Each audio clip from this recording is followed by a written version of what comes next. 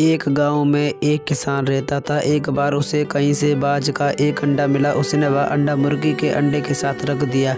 मुर्गी उस अंडे को अन्य अंडों के साथ सेने लगी। कुछ दिनों के मुर्गी के अंडे में से चूजे निकल आए और बाज के अंडे में से बाज का बच्चा चूजे के साथ पलने लगा। वह चूजे के साथ खाता पीता खेलता इधर उधर फुदकता बड़ा होने लगा। चूजे के साथ रहते हुए उसे कभी एहसास ही नहीं हुआ कि वह चूजा नहीं बल्कि बाज है।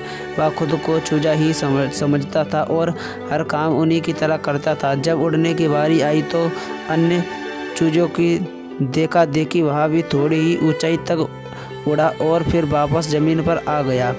उसका भी ऊंचा उड़ने का मन करता, लेकिन वह सबको थोड़ी ही ऊंचाई तक उड़ता देख तो वह भी उतनी ही ऊंचाई तक उड़ता। ज़्यादा ऊंचा उड़ने की वह कोशिश ही नहीं करता था। एक दिन उसने ऊंचे आकाश में एक बाज को उड़ते हुए देखा। इतनी ऊंचाई पर उसने किसी पक्षी को पहली बार उड़ते हुए देखा था। उसे बड़ा अचरज हुआ।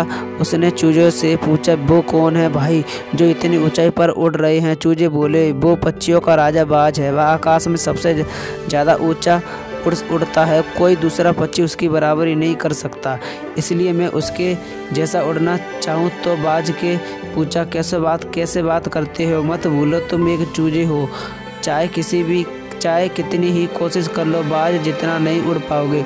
इसलिए व्यर्थ में ऊंचा उड़ने के बारे में मत सोचो। जितना उड़ सकते हो उतने में ही खुश रहो। चूजे बोले। बाज ने यह बात मान ली और कभी ऊंचा उड़ने की कोशिश ही नहीं की। बाज होने के बावजूद वह पूरी जिंदगी मुर्गी के समान जीता रहा। सोच और दृष्टिकोण का हमारे जीवन पर बहुत प्रभाव पड़ता है।